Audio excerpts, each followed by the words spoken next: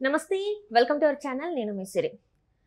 రాబోయే ఎన్నికల్లో ఆంధ్రప్రదేశ్లో ఎలాంటి ఫలితాలు వస్తాయో తేల్చి చెప్పేసిన సిబిఐ మాజీ డైరెక్టర్ అయితే తిను RRRకి సపోర్ట్గా నిలుస్తున్నారని కూడా తెలుస్తుంది. సో ఈ అంశాన్ని మనకి వివరించడానికి మనతో పాటు ఉన్నారు ప్రముఖ senior journalist, political analyst CS Rao garu. నమస్కారం సార్. నమస్తే సార్, ఇప్పుడు చూస్తుంటే రాబోయే ఎన్నికల్లో ఆంధ్రప్రదేశ్లో ఎలాంటి ఫలితాలు వస్తాయనేది సిబిఐ మాజీ డైరెక్టర్ చెప్పడం జరిగింది. ఇంకొకటి ఏంటంటే రఘురామ కృష్ణంరాజు గారికి కూడా సపోర్ట్ ఉంటున్నట్టు కూడా తను చెప్పడం జరిగింది. సో ఇదంతా మనం ఎలా చూడాలి సార్? సో విచిత్రంగా ఏంటంటే ఆ సిబిఐ మాజీ డైరెక్టర్ ఒక అభిప్రాయాన్ని పంచుకున్నారు. సాధారణంగా ఆయన తొందరగా ఏ అభిప్రాయాన్ని కూడా పంచుకోరు.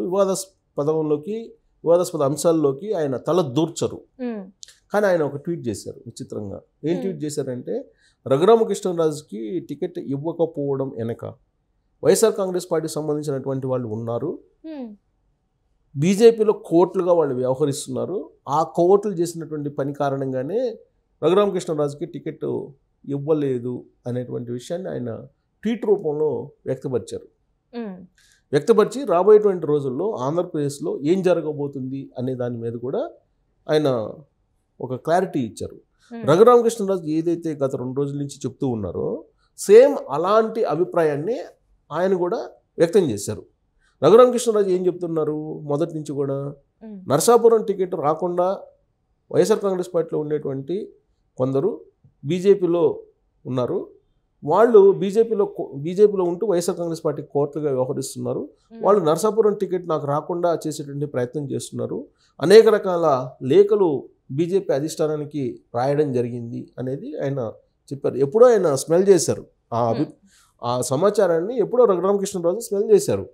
ఆల్రెడీ ఆయన ఆల్మోస్ట్ ఈ ఫైనలైజేషన్ కాకముందే జాబితా ఆయన 4 రోజుల ముందే చెప్పేశారు. చెప్పి వాళ్ళ పేర్లు కూడా ఉదహరించారు.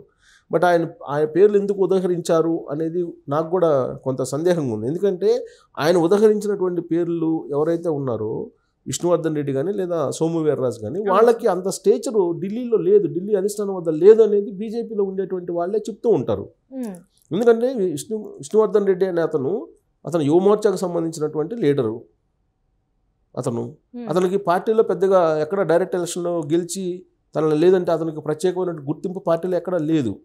జస్ట్ ఆయన కొంచెం మాటకారి, ప్లస్ ఈ ఛానల్లో వినిపిస్తున్న కొంతమంది అంటుంటారు మీడియా టైగర్స్ అని, పేపర్ టైగర్స్ అని, మీడియా టైగర్స్ అని అంటుంటారు. ఆ జాబితాలోకి ఈయన వస్తాడనేది బీజేపీ వాళ్ళలోనే కొంతమంది చెప్తూ ఉంటారు ఆయన గురించి. అలాగే సోము వీర్రాజు ఏపీ బీజేపీ అధ్యక్షుడిగా ఉన్నప్పుడు చేసినటువంటి తప్పిదాలన్నీ కూడా బీజేపీ అధిష్టానానికి తెలుసు. అందుకే ఆయన అర్ధాంతరంగా మార్చేశారు. ఆలపడంగా ఇప్పుడు ఏపీ బీజేపీ అధ్యక్షురాలుగా పురంధరేశ్వరిని పెట్టారు కదా. అలాంటి వాళ్ళు చెప్తే బీజేపీ అధిష్టానం ఎందుకు వింటుంది? నడ్డా కానీ, లేదంటే అమిత్ షా కానీ, లేదా నరేంద్ర మోడీ కానీ వినేటువంటి పరిస్థితి ఉంటుందా అంటే ఉండదు. కానీ రఘురామకృష్ణరాజు ఏంటంటే వాళ్ళిద్దరి మీదే అనుమానం వ్యక్తం చేస్తున్నారు. ఆ తర్వాత ఆయనకి తెలిసింది, కాదు వీళ్ళిద్దరు కాదు, లెటర్ రాసిన మాట వాస్తవమే వీళ్ళిద్దరు, కానీ వీళ్ళ వెనుక జగన్మోహన్ రెడ్డి ఉన్నారు అనేది ఆయన ఫైనల్గా కంక్లూషన్కి వచ్చారు రఘురామకృష్ణరాజు. సో జగన్మోహన్ రెడ్డికి సంబంధించినటువంటి మనుషులు బీజేపీలో ఉన్నారు కొంతమంది, వాళ్ళ ద్వారా చేయించారు ఇదంతా అనేది ఇప్పుడు కంక్లూషన్కి వచ్చారు రఘురామకృష్ణరాజు. అసలు విషయం ఏంటంటే, ఢిల్లీలో బీజేపీ అగ్ర లీడర్లతో లైజనింగ్ చేసేటువంటి ఒక కీలకమైనటువంటి వ్యక్తి ఢిల్లీలో ఉన్నారు. అతను రాజ్యసభ అందుకోసమే ఇచ్చారు అతనికి. సరే, అతని పేరు నేను రివీల్ చేయను, కానీ సహజంగా ఏంటంటే ఫస్ట్ అసలు జగన్మోహన్ రెడ్డి ముఖ్యమంత్రి కాగానే అమిత్ షా, నరేంద్ర మోడీ అపాయింట్మెంట్స్ లభించలేదు. ఆ తర్వాత విజయసాయి రెడ్డి ఢిల్లీలో ప్రధానమంత్రి కార్యాలయంలో లైజనింగ్ ఏర్పాటు చేసుకొని ద్వారాలు ఓపెన్ చేశారు. జగన్మోహన్ రెడ్డికి ఓపెన్ చేయించాడు. ఆ రోజు నుంచి అమిత్ షా దగ్గరికి, నరేంద్ర మోడీ దగ్గరికి వెళ్తున్నాడు. ఫస్ట్ నరేంద్ర మోడీ దగ్గరికి వెళ్తున్నారు, ఆ తర్వాత అమిత్ షా డోర్స్ ఓపెన్ అయింది. ఆ తర్వాత ఇప్పుడు నరేంద్ర మోడీ డోర్స్ ఉన్నాయి, కానీ అమిత్ షా దగ్గర డోర్స్ దాదాపుగా క్లోజ్ అయిపోయాయి. అయినప్పటికీ కూడా అక్కడ మళ్ళా డోర్స్ ఓపెన్ చేయించడానికి అక్కడ ఒక అతను లైజనింగ్ ఆఫీసర్ లాగా వ్యవహరిస్తున్నాడు. అందుకోసం ఆ డోర్స్ని అలా ఓపెన్ చేయించడానికి కోసం రాజ్యసభని ఇచ్చారు వైఎస్ఆర్ కాంగ్రెస్ పార్టీ వాళ్ళు అతనికి. సో అతని పేరు నేను రివీల్ చేయడానికి కాదు, కానీ బట్ అతను మొత్తం కూడా ఈ ఆపరేషన్స్ అంతా చేస్తూ ఉన్నాడు. రఘురామకృష్ణరాజు విషయంలో కూడా అతనే జగన్మోహన్ రెడ్డి చెప్పినట్టు చేసి, జగన్మోహన్ రెడ్డి వ్యూహాలను ఏ విధంగా పండుతారో అందరికీ తెలుసు. ఆ వ్యూహాలని ఇంప్లిమెంట్ యాజ్ ఇట్ ఈస్గా చేయటంలో ఢిల్లీలో ఉండేటువంటి ఆ రాజ్యసభ సభ్యుడు చేశాడు అనేది ఇప్పుడు కంక్లూజన్కి వస్తున్నాడు రఘురామకృష్ణరాజు. సో ఇంత పెద్ద ఎత్తున లాబింగ్ జరిగింది కాబట్టి రఘురామకృష్ణరాజుకి టికెట్ రాలేదు బీజేపీ తరఫు నుంచి. అయితే బీజేపీలో ఆయన అసలు సభ్యత్వం లేదు, బీజేపీలో చేరకుండా టికెట్ ఎలా ఇస్తారు అనేది ఇప్పుడు కొత్త వాదన తీసుకొస్తున్నారు. సో రఘురామకృష్ణరాజు ఏం చెప్తున్నారు, దీని అంతటికీ కుట్ర ఉంది, జగన్మోహన్ రెడ్డి కుట్ర ఉంది కాబట్టి జగన్మోహన్ రెడ్డి నరేంద్ర మోడీ ఒకటేను, బీజేపీ అలాగే జగన్మోహన్ రెడ్డి ఒకటేను. సో ఈ గేమ్ను నమ్మొద్దు, మీరు గేమ్ ఆడుతున్నారు అనే ఒక సందేశాన్ని పబ్లిక్లోకి తీసుకెళ్లారు. ఇలాంటి పరిస్థితుల్లో కూటమి అనేది కలిసి పనిచేస్తుందా లేదా అనేటువంటిది వినిపిస్తుంది. ఇప్పుడు కూటమి సీట్ల షేరింగ్ అయిపోయింది, ఓట్లకు సంబంధించి ఓట్లు బదిలీ అవుతాయా లేదా అనేటువంటి సందేహంలో ఉన్నటువంటి క్రమంలో ఆ ఓట్లను బదిలీ చేయడానికి రకరకాల ప్రయత్నాలు చంద్రబాబు నాయుడు చేస్తున్నారు. నానా తంటాలు పడుతున్నాడు ఆయన. ఏది ఓట్ల షేరింగ్ కోసం, ఓట్ల బదిలీ కోసం. ఓట్లు బదిలీ అవుతాయా అంటే ఇప్పుడు ఇలాంటి పరిస్థితుల్లో అసలు ఓట్లు బదిలీ అయ్యేటువంటి అవకాశం లేదు. చిలకలూరిపేట సభ చూసిన తర్వాత, నరేంద్ర మోడీ ఏ విధంగా ప్రసంగించారో చూసిన తర్వాత ఓట్ల బదిలీ అనేది బీజేపీకి అయ్యేటువంటి అవకాశం లేదు.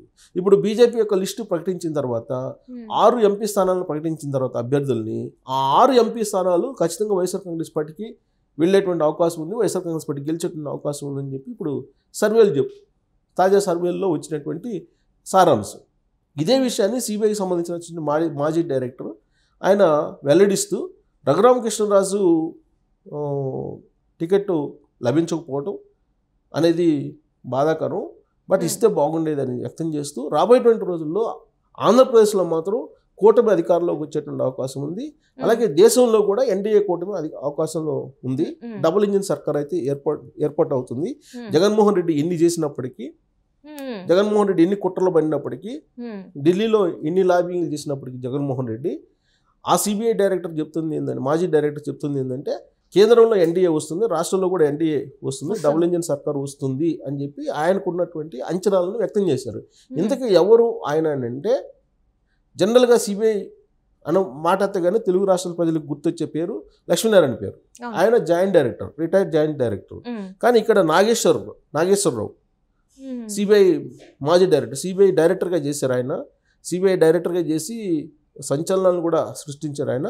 తెలుగు రాష్ట్రాలకు సంబంధించినటువంటి ఐపీఎస్ ఆఫీసర్ ఆయన తాజాగా రాజకీయాల మీద ఆయన వ్యాఖ్యలు ఇస్తూ ట్వీట్ కూడా చేశారు. ఆయన ట్వీట్ చేస్తూ ఆ ట్వీట్లో ఆయన పొందుపరిచింది ఏంటంటే, రాబోయేటువంటి రోజుల్లో ఎవరు ఎన్ని చేసుకున్నా, జగన్మోహన్ రెడ్డి ఎన్ని చేసినా, ఎన్ని లాబింగ్లు చేసినా ఢిల్లీలో ఖచ్చితంగా ఎన్డీఏ కూటమి అధికారంలోకి వస్తుంది. రాష్ట్రంలో అంటే తెలుగుదేశం పార్టీ కూటమి అధికారంలోకి వస్తుంది, దేశంలో బీజేపీ కూటమి అధికారంలోకి వచ్చేటువంటి అవకాశం ఉంది, డబుల్ ఇంజిన్ సర్కార్ ఏర్పడుతుంది అని చెప్పి ఆయన అంచనాలను వ్యక్తం పరిచారు. At the same time Raghuramakrishnaraju ఏదైతే చెప్పారో దానికి ఆయన ఆల్మోస్ట్ అండగా నిలిచారని చెప్పి మనం చెప్పుకోవచ్చు.